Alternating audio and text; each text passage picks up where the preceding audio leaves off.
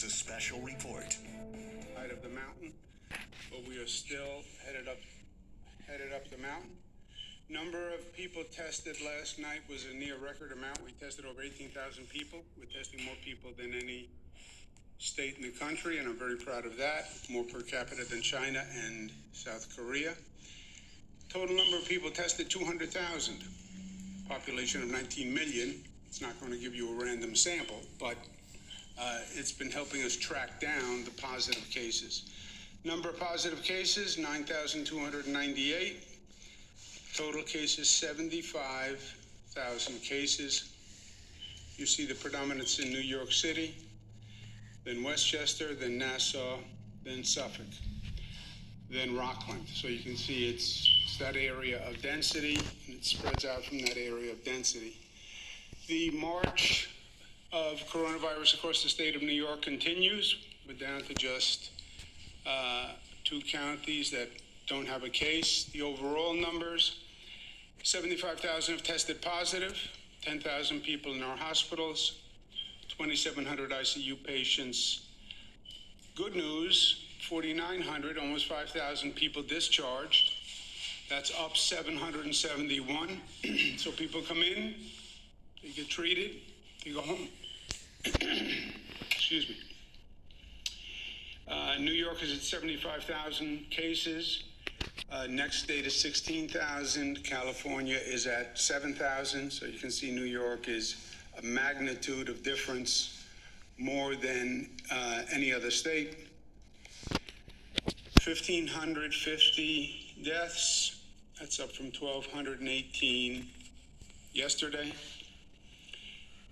Again, we're studying the charts. We're trying to study the data, follow the data. The data is uneven. It bounces. Numbers often bounce in any model. There are variables in this model. The hospitals are reporting it. So what every hospital reported that day, were they busy? Are they combining a couple of days in one? It's an imperfect reporting mechanism. But you see the basic line is still up.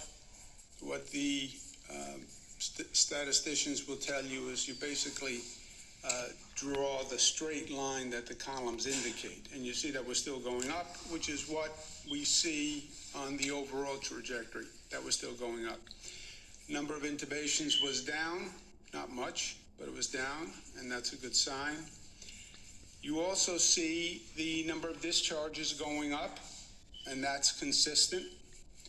The longer people are in, they either get treated and leave, or they get put on a ventilator, and the longer you're on a ventilator, the less likelihood you will come off the ventilator. That is the blunt truth of this situation. We have 2 missions overall that we are pursuing. One is the front line of this battle is our hospital system. That's what this is going to come down to. The second is social responsibility. Stay at home. Don't get infected in the first place. Don't get infected in the first place because it goes back to you're creating a burden on our healthcare system that our healthcare system cannot handle.